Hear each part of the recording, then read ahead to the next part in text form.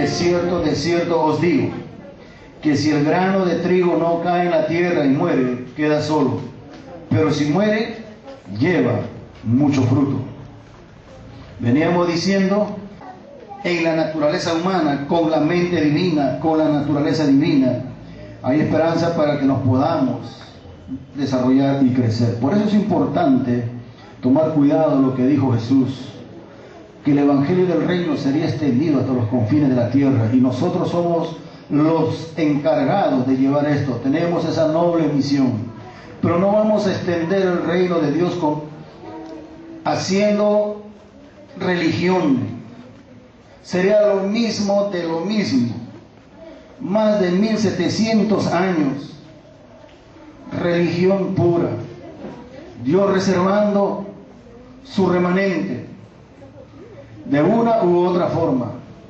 Y estando ya al final de los tiempos, es necesario que entendamos que se hace de imperiosa necesidad extender el reino de Dios en esta tierra. Empezando por nosotros mismos, empezando por la familia, nuestros vecinos, nuestra ciudad. Tenemos que impactar a través de vidas cambiadas, no a través de religión, no a través de manipulación, no a través de amedrentamiento, sino llevándoles la verdadera libertad que es en Cristo Jesús. Jesús dijo: y conoceréis la verdad, y la verdad te va a hacer libre. Yo no sé cuántos van sintiendo esa libertad en sus vidas. Usted solamente lo sabe. Usted es el único que establece la diferencia entre su vida pasada y la vida que está llevando ahora. Y más aún la proyección en base a los principios espirituales que están en la palabra de Dios, en la Santa Biblia. Veníamos diciendo que es importante entonces comprender que pertenecemos a esta especie, a la especie de Jesucristo.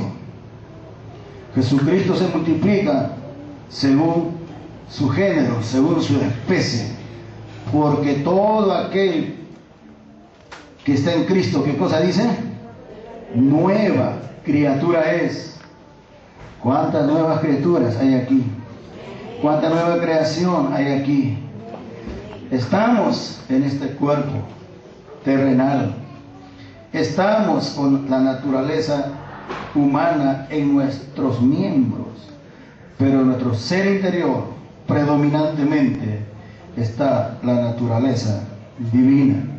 No vamos a llegar a deshacernos de este cuerpo pecaminoso o hasta que Cristo venga y seamos transformados en gloria, o hasta que resucitemos en Cristo Jesús.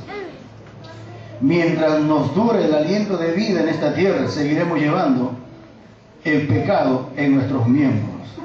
Entonces, ¿qué cosa hizo Jesús? Sencillamente nos quitó, eliminó la influencia de pecar, quitó el gobierno del pecado en nosotros. Cuando este cuerpo sea transformado, así como Jesucristo, que es primicia, entonces recién no habitará en nuestro cuerpo el pecado. Mientras tanto, batallaremos con el pecado de nuestros miembros. Y para que no nos hagamos problemas, yo quiero decirle algo. En esta semana estuve leyendo las Escrituras y me encuentro con una verdad muy hermosa que no lo había considerado nunca. Va a llegar un día en que vamos a hablar ampliamente sobre esto. Fíjate cuántas cosas pendientes ya tenemos. Encontré en la Biblia que el hombre fue hecho ¿de qué? El cuerpo del hombre fue hecho ¿de qué? ¿De qué fue hecho? Del polvo de la tierra.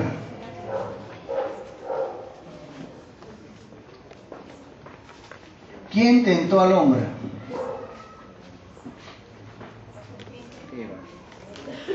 ¿Quién tentó al hombre? O sea, ¿quién tentó a Adán y Eva? ¿O quién tentó a Eva específicamente? ¿Quién? La serpiente, dice, ¿no? ¿Y quién cree usted que es la serpiente? Ahí está el problema. Ese argumento lo vamos a derribar en cualquier momento, pero yo quiero llegar a esto. Dice la Biblia, usted sabe a propósito, digo a propósito porque en esta congregación hemos leído 3 veces la Biblia más o menos, o sea en forma sistemática porque se daba semanalmente un programa y creemos que obedientemente hemos leído la Biblia por 3 veces. ¿Usted recuerda cómo fue hecho esa serpiente?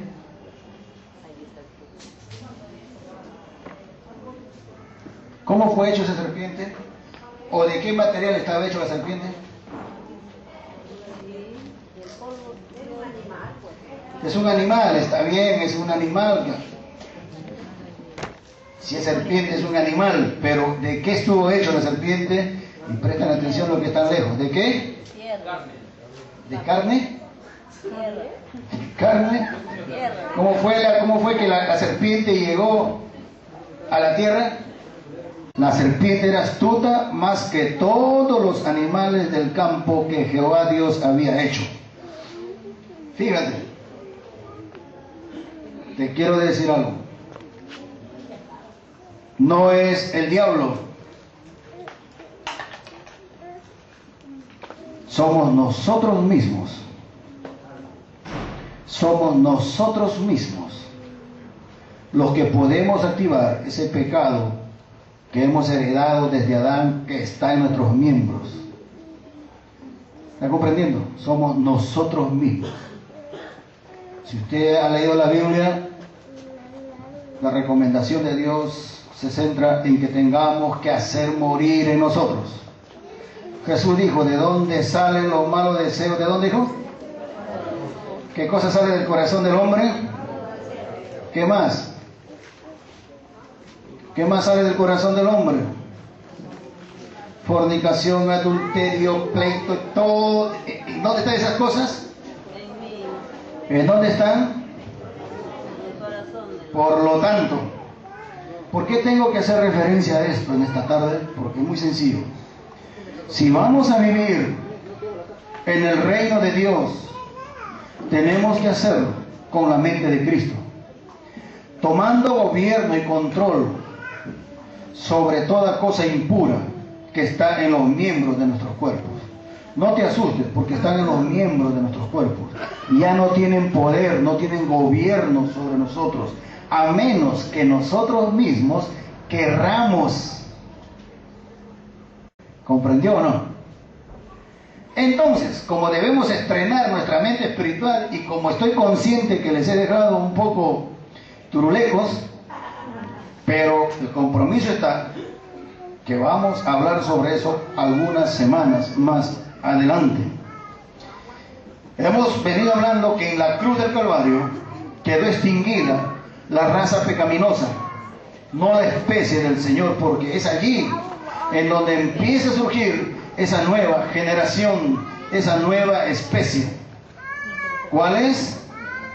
Todos aquellos que han nacido de nuevo y que creen tener la naturaleza divina. Se descubrió en la cruz del Calvario que Jesucristo podía pasar su forma de vida a otra forma de vida.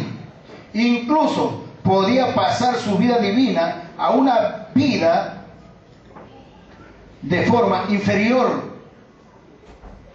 Jesús, como hemos venido hablando, vivió en esta tierra, pero era el único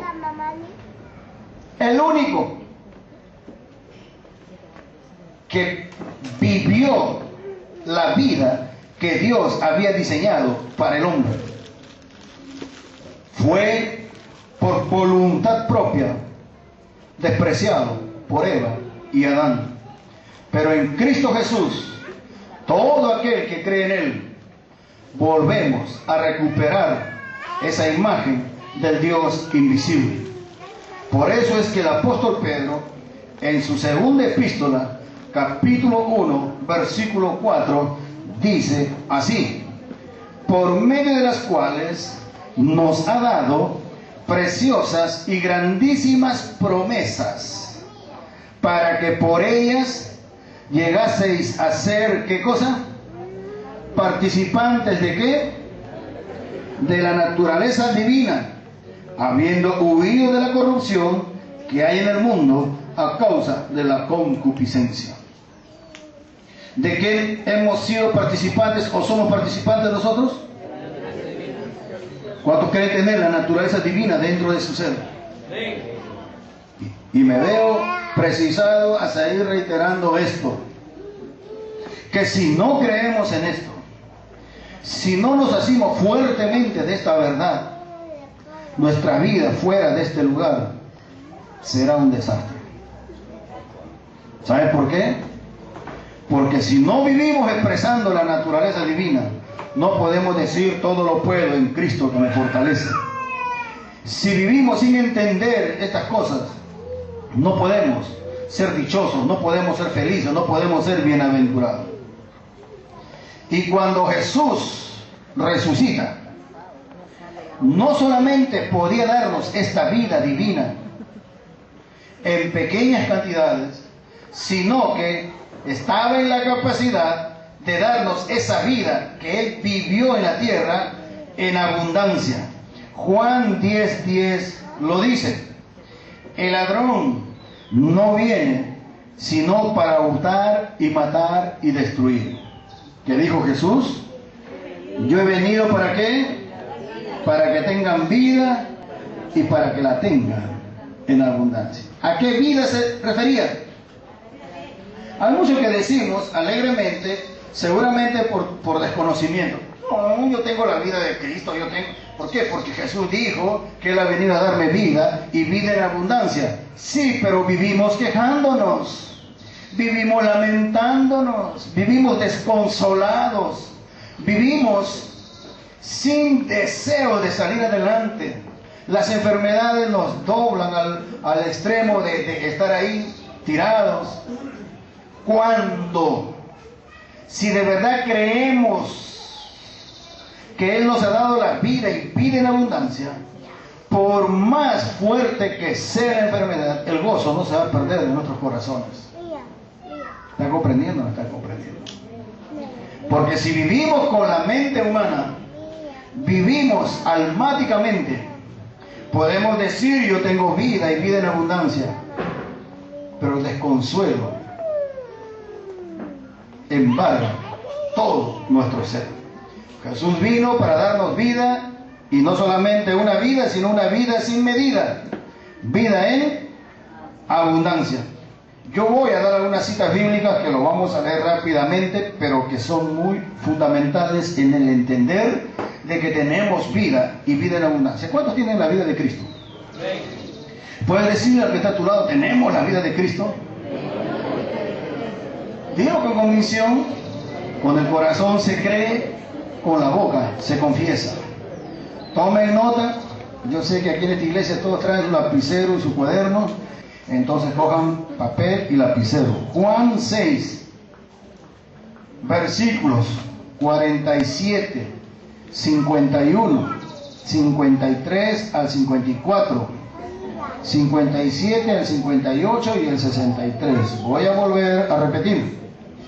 Juan 6, 47, 51, 53 al 54, 57 al 58 y finalizamos con el versículo 63.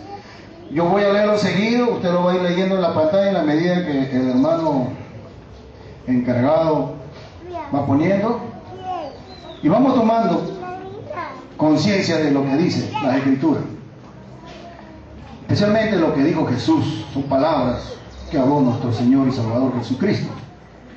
De cierto os digo, dice el versículo 47, el que cree en mí, ¿qué cosa tiene? ¿Cuántos creen en Jesucristo? ¿Qué cosa tiene entonces? ¿Qué tiene que hacer usted para que tenga vida eterna?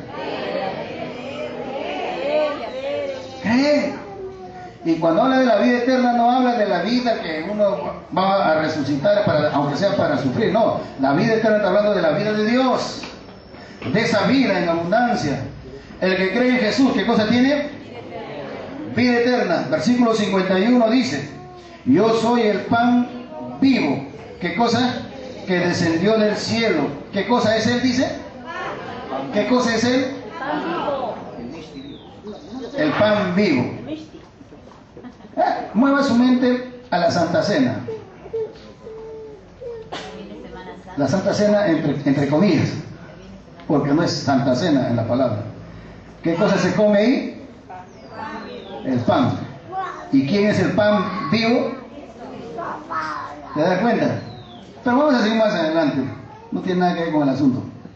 Yo soy el pan vivo que descendió del cielo. ¿Qué cosa dice? Si alguno comiere de este pan, vivirá para siempre. Y el pan que yo daré es mi carne, la cual yo daré por la vida del mundo. ¿Qué pasa a aquel que come el pan? ¿Qué le pasa a aquel que come el pan vivo? Vivirá para siempre. Vamos al 53 y al 54. De cierto digo, si no coméis la carne del Hijo del Hombre y bebéis su sangre, no tenéis vida en vosotros.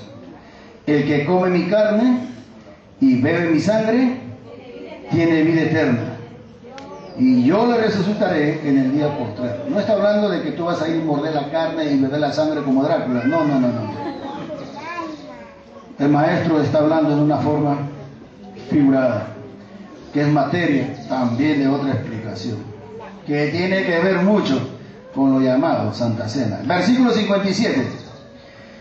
Como me envió el Padre viviente, y yo vivo por el Padre, asimismo, el que me come, él también vivirá por mí.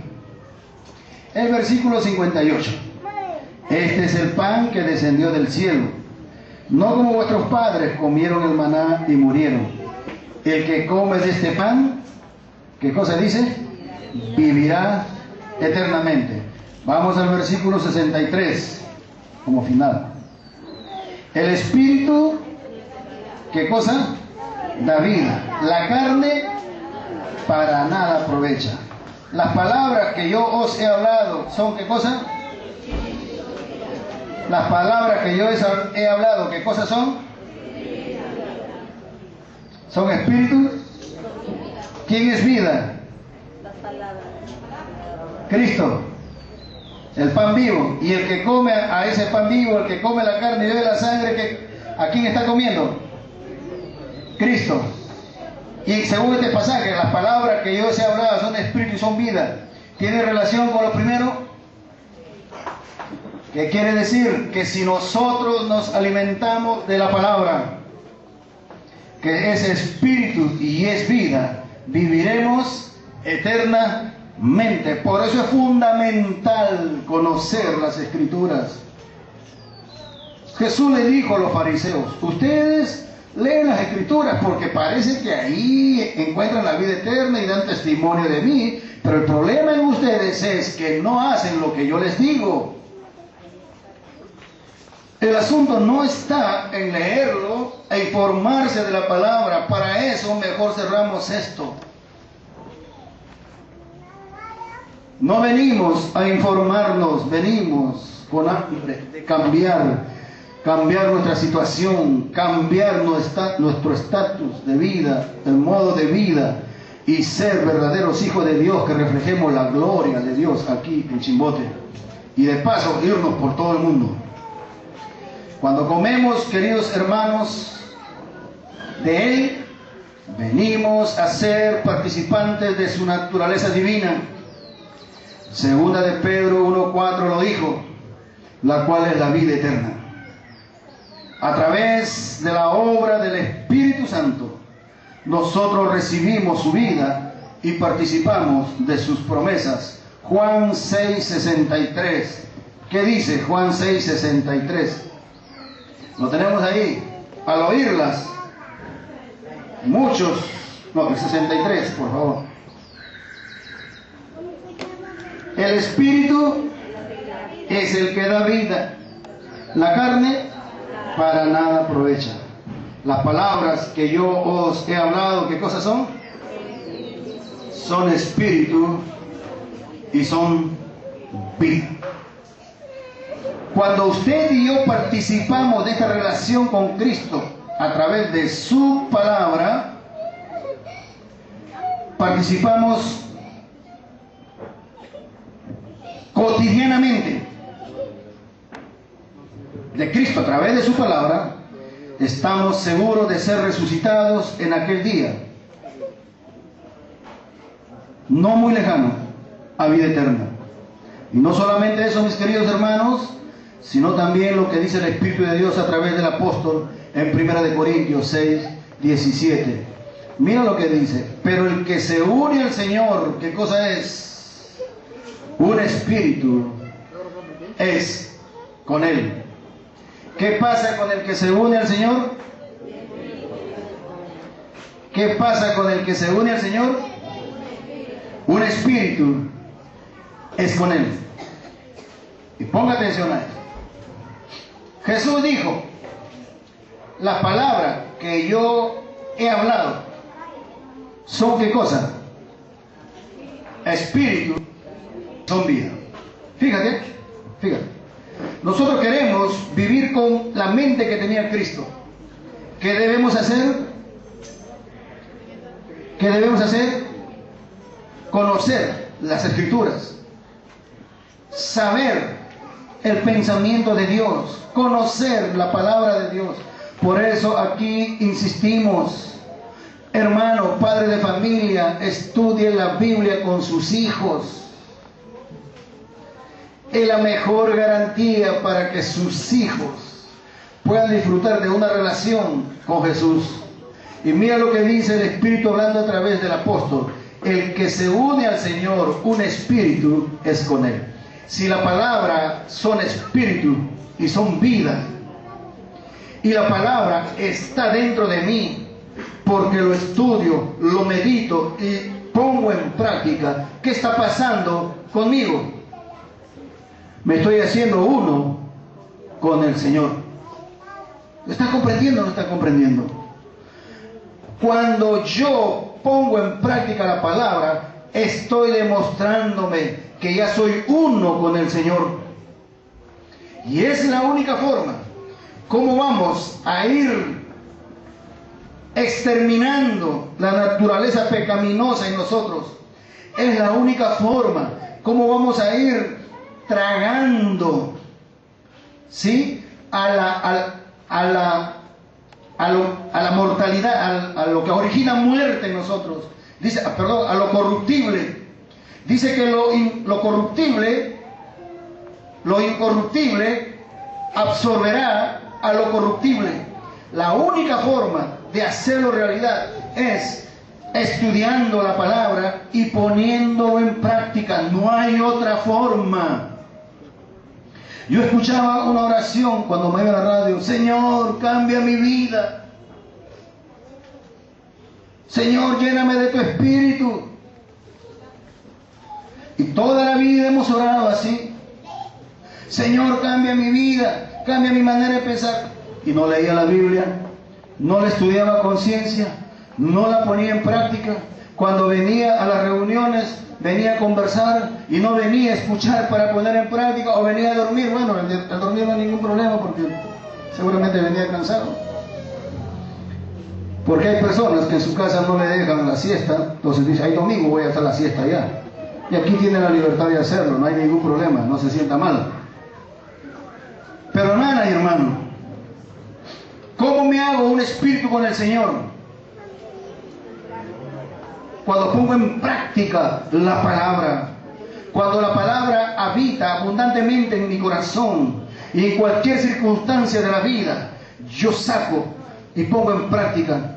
En esa forma me estoy haciendo un espíritu con Él. Jesús, o la Biblia enseña que así como su Padre vivía por medio de esa vida, y de la manera que Jesús había vivido por medio de esa vida, de esa misma manera nosotros también tenemos que vivir por medio de esa vida. Y quizás en el versículo 57 de este libro de Juan está la más increíble promesa que se haya hecho jamás. Fíjate lo que dice: como me envió el Padre viviente, y yo vivo por el Padre, asimismo el que me come, él también vivirá por mí. ¿Así dice? ¿Podemos repetir eso? A ver, vamos. Como me envió el Padre viviente, y yo vivo por el Padre, asimismo el que me come, él también vivirá por mí. ¡Ojo! ¿Qué vida vivía Jesús? ¿Qué vida vivía Jesús? La vida del Padre, la vida de Dios. ¿Y cómo vamos a vivir nosotros esa vida? ¿O qué tenemos que hacer para vivir esa vida? Vamos a leer de nuevo. Yo no tengo inconveniente de volver a reiterar y repetir esto. Empecemos. Como me envió el Padre viviente, y yo vivo por el Padre. ¿Quién vivía por el Padre? Jesús. Asimismo, el que me come, él también vivirá por mí. Yo voy a preguntar algo acá. ¿Cuántos hemos entendido que sí se puede vivir la vida de Dios? ¿Cuántos hemos entendido que sí se puede vivir la vida del Padre? ¿Qué tenemos que hacer para vivir la vida del Padre? ¿Qué cosa? ¿Comer qué cosa? A Cristo, al Verbo hecho carne, la palabra. Hermanos, no hay otra fórmula. No hay nada más que hacer. Con esto bastaría y cerramos por este día y nos vamos con esa verdad tan grande. Jesús nos está hablando bien claro allí ante una pregunta, el deseo de tu corazón. Pero pastor, ¿yo cómo voy a vivir la vida de Dios? Tanto tiempo he vivido en esta forma, o tengo este vicio, o tengo estas necesidades y no se hacen realidad. Ya no doy más. Mira lo que dice Jesús. ¿Tú quieres respuesta para eso, amigo? ¿Quieres respuesta para tus necesidades? ¿Quieres respuestas para alguna enfermedad, hermana, hermano? Amigo que nos escucha o hermano que nos está viendo vía internet. ¿En dónde está la solución? Entonces voy a volver a leer este texto. Jesús hablando. Como me envió el Padre viviente, y yo vivo por el Padre, asimismo el que me come, él también vivirá por mí. Y no está hablando de respirar, porque ya estamos respirando. El que no conoce a Jesús, respira. De la vida que está hablando es de la vida que muchos llaman la vida de éxito. Y ahí voy a tocar ese asunto. Está hablando de una vida de triunfo. Está hablando de una vida de que el negocio sea mejor. Y voy a entrar en ese terreno, no tengo ningún reparo. Está hablando de que el estudiante sea un buen estudiante. Está hablando de que la relación en el matrimonio sea una buena relación. Está hablando de que la relación con los padres o hijos con padres sea excelente. Está hablando de que la economía fluya. O sea, todo eso que está encerrado en el deseo de Dios para que seamos felices, se hace de una sola manera. Dice, asimismo, el que me come, él también vivirá por mí. Mejor dicho, que la vida de Cristo yo lo voy a expresar. Y solamente así puedo decir, todo lo puedo en Cristo que me fortalece. ¿Cuántos creen que sí se puede tener éxito acá? ¿Qué hay que hacer? Muchachos, que cómprense una Biblia en vez de comprarse un celular. Lean, estudien. Padre, lea a tus hijos la palabra. Yo conozco el testimonio de un cristiano de los Estados Unidos que llegó a tener como 5 PhD, ¿no? O doctorados. Siendo, pon atención, siendo el peor alumno en la primaria. Un año lo repitió 4 años. Dice que él tenía vergüenza de ir a la escuela porque era el más viejo que todos los demás. Fue tanto su desenfado que decidió: voy a leer la Biblia. Empezó a memorizar un texto cada semana. Era el más bruto del aula. Un texto cada semana, 2 textos cada semana, 3 textos cada semana, un texto diario. Dice que pasó a la secundaria con la más alta nota. Pasó de la secundaria a la universidad con la más alta nota. De tal manera que de ahí para adelante no descansó hasta que ya no había más títulos de doctorado que recibió. Vive el Señor que este testimonio es verdad. ¿Qué pasó? Mira lo que dice Jesús. Esto no es religión. Es relación con el Creador, con nuestra fuente, de donde hemos venido. Jesús dice: como me envió el Padre viviente y yo vivo por el Padre, asimismo el que me come, él también vivirá por mí. Hermanos, con todo respeto para aquellos que practican todavía el ayuno religioso, la vigilia religiosa, la oración religiosa, la adoración religiosa, porque vienen a adorar al templo. Usted y yo ya no venimos a adorar al templo, venimos a seguir adorando a Dios. Con todo respeto que se merecen ellos. No es en base a oracioncita, ni ayunitos, como el éxito va a llegar a nuestras vidas. Es comiendo a Jesucristo. La palabra, dile que está a tu lado: vamos a tener éxito si comemos la palabra diariamente.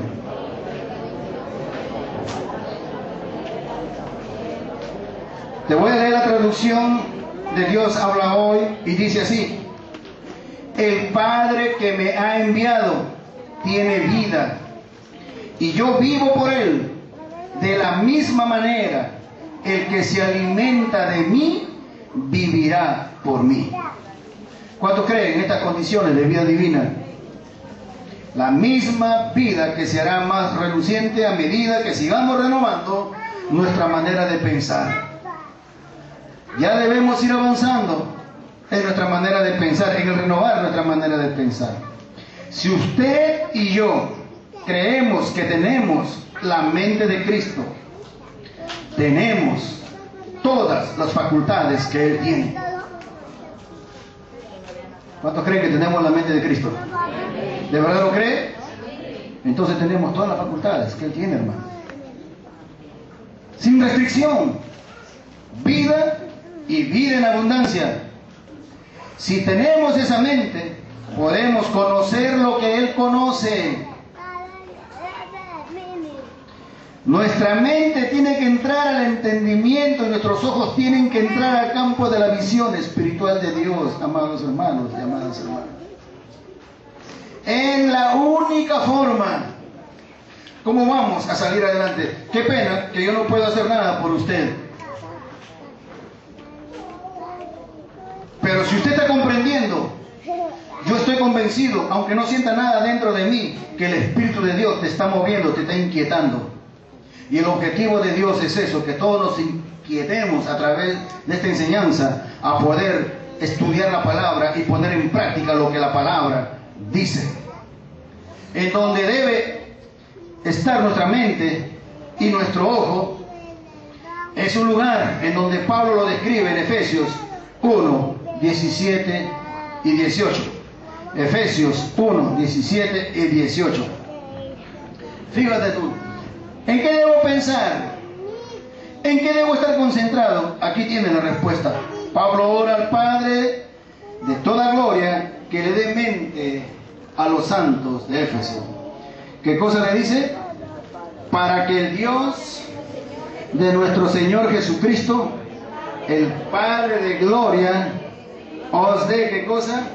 Espíritu de sabiduría y de revelación en el conocimiento de Él. ¿En dónde debemos estar enfocados? En el espíritu de sabiduría y de revelación en el conocimiento de Jesucristo. Son términos altamente religiosos, desde luego que sí. Dios nos ayude a poder entenderlo. Lo que está diciendo es que nuestra voluntad, voluble por ahora, debe estar dirigido a conocer qué quiere Dios que yo haga para conocerle mejor a Él. ¿Qué quiere Dios? ¿En qué área de la vida quiere Dios que yo le conozca? Cuando leemos la Biblia con ese criterio, va a empezar a darse un cambio, una transformación dentro de nosotros. Por eso es que Pablo ora para que el Dios de nuestro Señor Jesucristo, el Padre de gloria, os dé espíritu de sabiduría y de revelación en el conocimiento de Él. Y el versículo 18 dice, ¿qué cosa? Alumbrando los ojos de vuestro entendimiento, para que sepáis cuál es la esperanza que Él os ha llamado y cuál es de la riqueza de la gloria de su herencia en los santos. Aquí hay algo que debemos entender aún más. Dios no nos ha traído a esta tierra para hacer cultitos, tengo que decirlo así. Dios no nos ha traído para jugar a la iglesia. Dios quiere que expresemos su fama, su gloria. Y la única manera de hacerlo es que nuestra mente esté ocupada en descubrir, en develar todo lo que está aquí en su palabra. Y la única forma es dándonos el tiempo para estudiarlo. Vaya dándose cuenta que cuán importante es que usted lea la Biblia con sus hijos, la estudie con sus hijos. Hermano, quiero que usted sepa algo.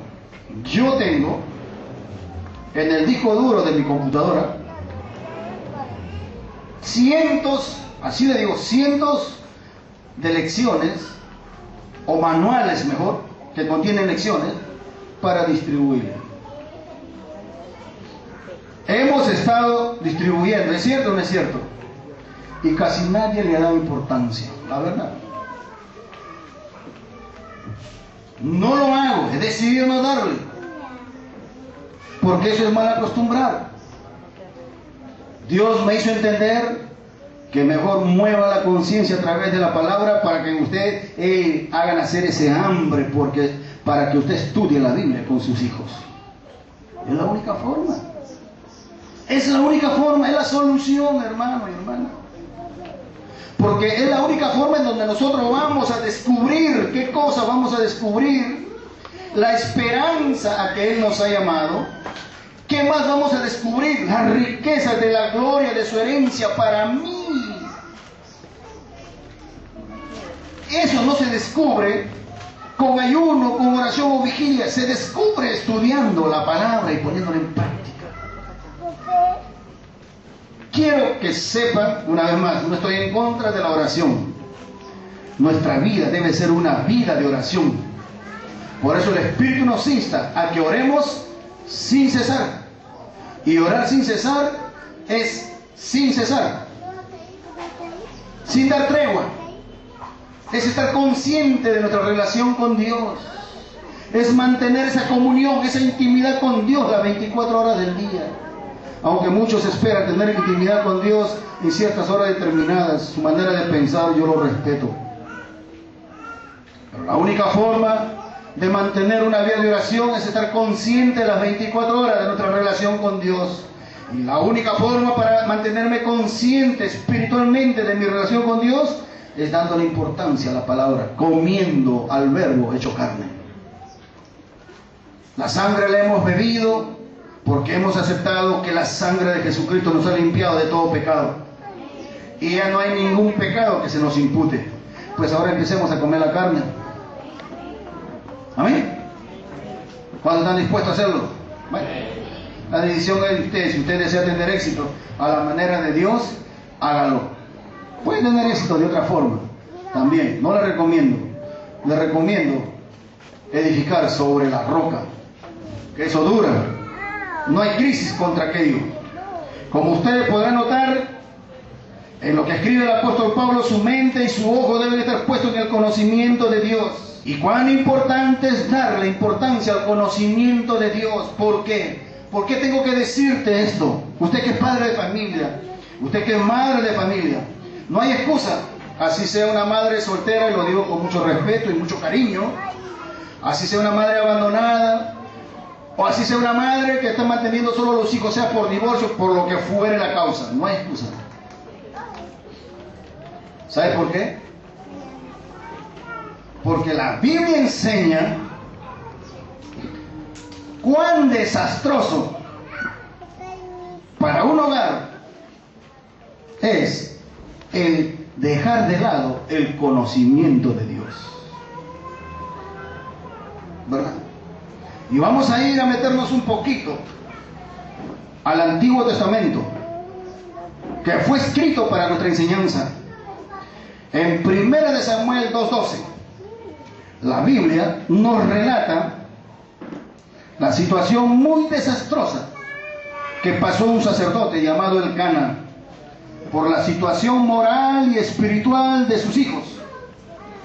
Y dice la Biblia en 1 Samuel 2:12, los hijos de Elí, ¿qué cosa eran? Hombres impíos, y no tenían conocimiento de Jehová. Perdón, en antes dije el sacerdote llamado Elcana, no, el sacerdote llamado Elí. Perdón. ¿Cómo eran sus hijos de este sacerdote llamado Elí? Oiga, impío. ¿Por qué? No tenían conocimiento de Dios, de Jehová, del creador del universo, del creador de su vida. ¿Qué cosa? Mira lo que dice la otra traducción. Los hijos de Elí eran unos malvados y no les importaba el Señor.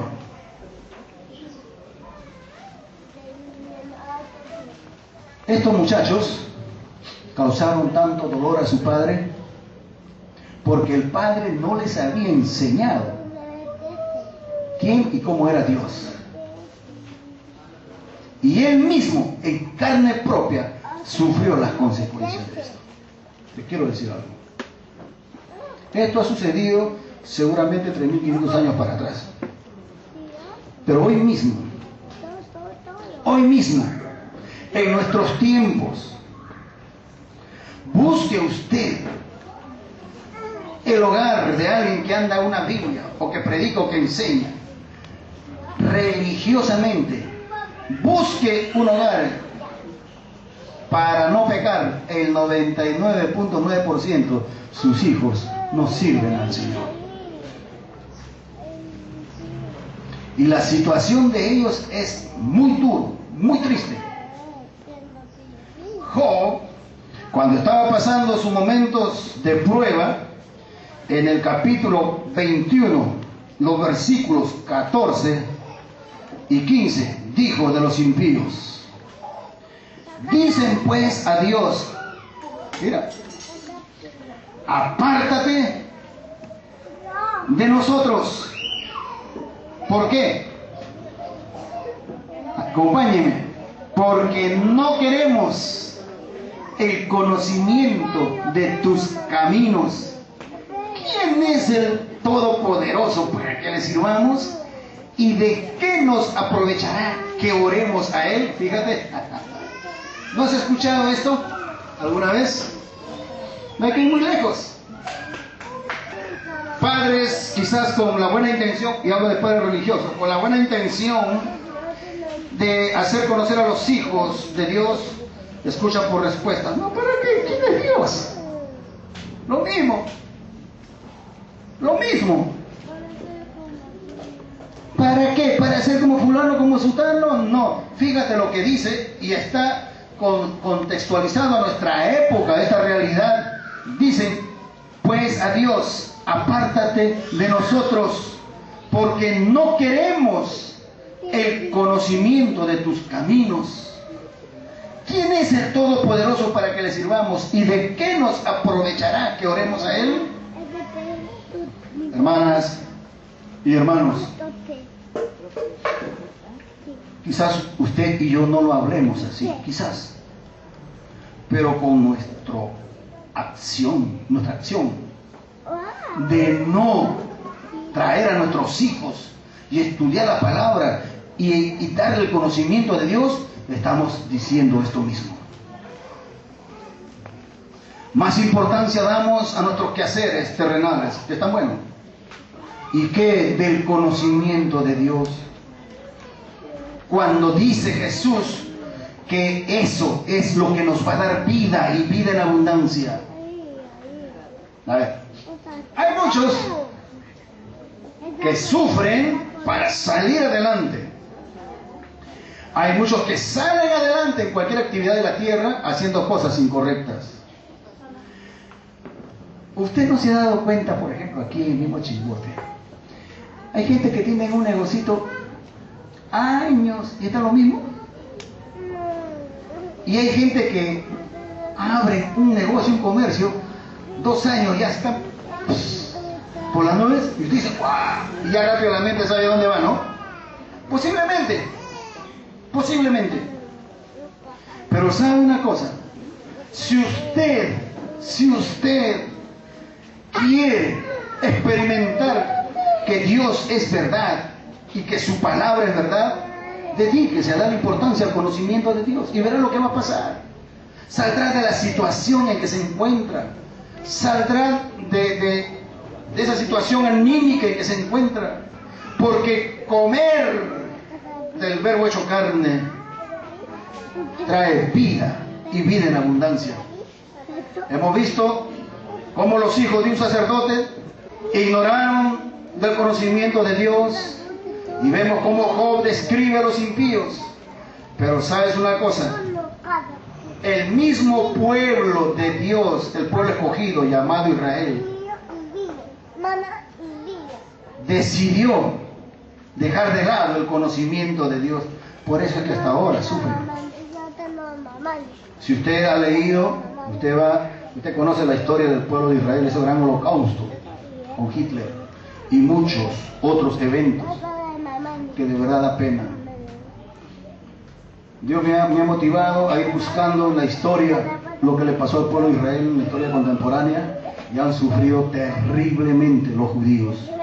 ¿Y sabe por qué? Fíjate lo que dice Isaías 1.3. Isaías 1.3 dice, y ponga atención cómo Dios a través del profeta usa este lenguaje bien rico. Dice, el buey conoce a su dueño, y el asno el pesebre de su señor. Israel no entiende, mi pueblo no tiene conocimiento. ¿Qué está diciendo Dios? Que su pueblo de Israel es peor que un burro y peor que un buey. ¿Estamos aquí?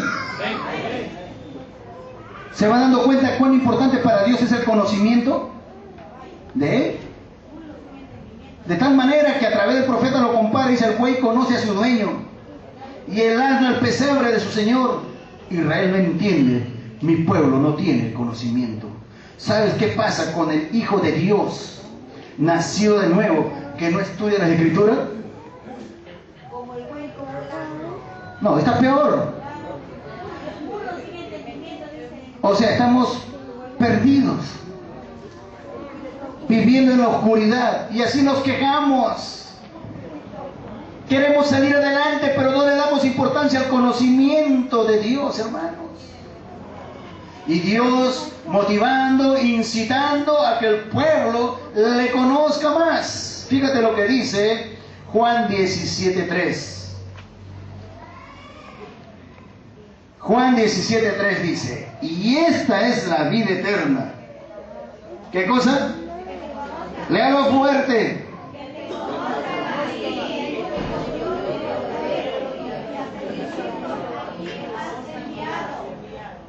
Y esta es la vida eterna, que te conozcan a ti, el único Dios verdadero, y a Jesucristo, a quien has enviado. Religiosamente me hicieron conocer a Jesús cuando me dijeron, pasa, arrodíllate y recibe. Ahora ya conoce al Señor. Mentira. ¿Qué está pasando ahí? Has aceptado lo que Jesucristo hizo en la cruz del Calvario. Ahora nos toca conocerlo. Ahora nos toca conocerlo. ¿Y cómo vamos a conocerlo? A través del estudio de la palabra, a través de conocer la voluntad, la mente de Dios que está aquí en la palabra, a través de escudriñarla, estudiarla. Y yo creo que usted está entendiendo y creo que usted empezará a darle importancia a la palabra. Es la responsabilidad suya, es la responsabilidad mía. No hay excusa para poder culpar a otros. Entonces, como usted podrá notar aquí, ¿en qué consiste la vida eterna? ¿En qué? En el conocer a Dios único y verdadero. ¿Qué estamos queriendo decir con esto? Muy sencillo, que la mente de Cristo está en el conocimiento. ¿Cuántos tenemos la mente de Cristo? ¿Qué hay que hacer ahora con esa mente? Darle conocimiento de la palabra. No venga los viernes a las 7:30 ni los domingos a las 5:30 a informarse solamente. Usted tiene los 5 días restantes de la semana para que usted escudriñe la palabra y vaya conociendo cómo es Dios. Lo único que hacemos aquí es motivarle. Lo único que hacemos aquí es mover su conciencia para que usted en el hogar empiece a desarrollar esa reunión familiar alrededor de la palabra. Siéntese. 5 minutos, 10 minutos, qué sé yo. Y estudie la palabra con sus hijos. A ver, ¿cuántos han leído Proverbios con sus hijos esta semana? Los demás, sigan así. Sigan así. Ya les llega. Efesios 1:3.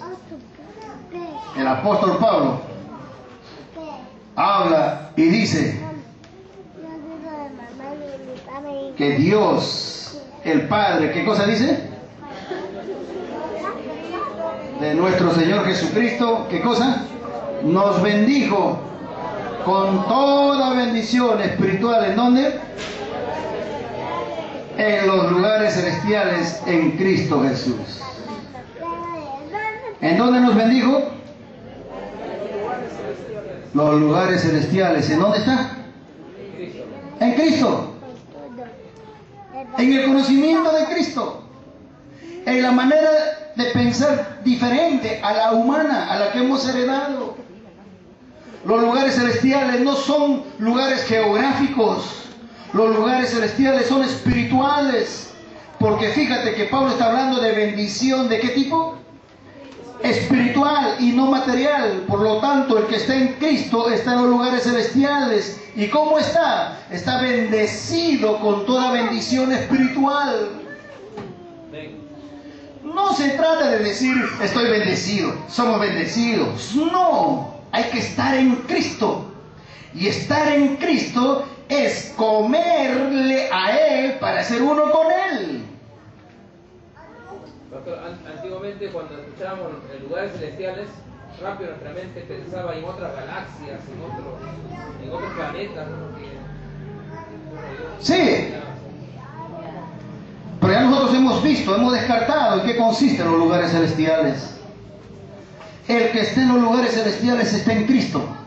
Y para estar en Cristo tiene que comer de Cristo que está acá, la palabra, estudio, cómprese una Biblia. Y si usted es nuevo, busque a un hermano que le diga, oh, mira, yo quiero saber cómo, por dónde lo leo. No hay ningún problema y lo vamos a visitar. Pero lo fundamental es que en usted nazca ese deseo. No vaya a recolectar cristianos por ahí porque eso no le agrada al Señor. Esto, que nazca. Que nazca. Jesús dijo, nadie viene a mí si mi Padre no lo trae. Ahora, date cuenta. Dice que nos bendijo con algunas bendiciones. ¿Con qué? Mira que está a tu lado. Nos bendijo con toda bendición espiritual.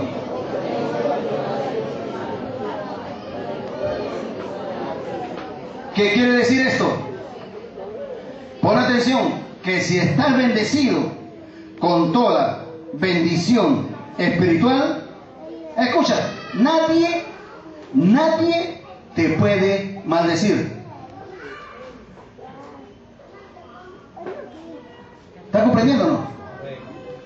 Si estás en lugares celestiales, si estás en Cristo, estás bendecido. Por lo tanto, toda maldición, mal deseo, mala palabra que hablen contra ti, no harán efecto en ti. ¿Lo está comprendiendo? ¿Está comprendiendo? Entonces, si no está en ti la maldición más, ¿de qué maldición te van a reprender? De nada. Porque lo que hay en ti, si estás en Cristo, si estás unido a Cristo, si eres un espíritu con Cristo por comer la palabra, si estás en Él, estás totalmente bendecido. ¿Hay algún bendecido aquí? No me engañe porque usted no ha leído la palabra en esta semana. Hermanas y hermanos, ¿hay algún bendecido? Aquí nos vamos a quedar porque lo que viene después es más largo.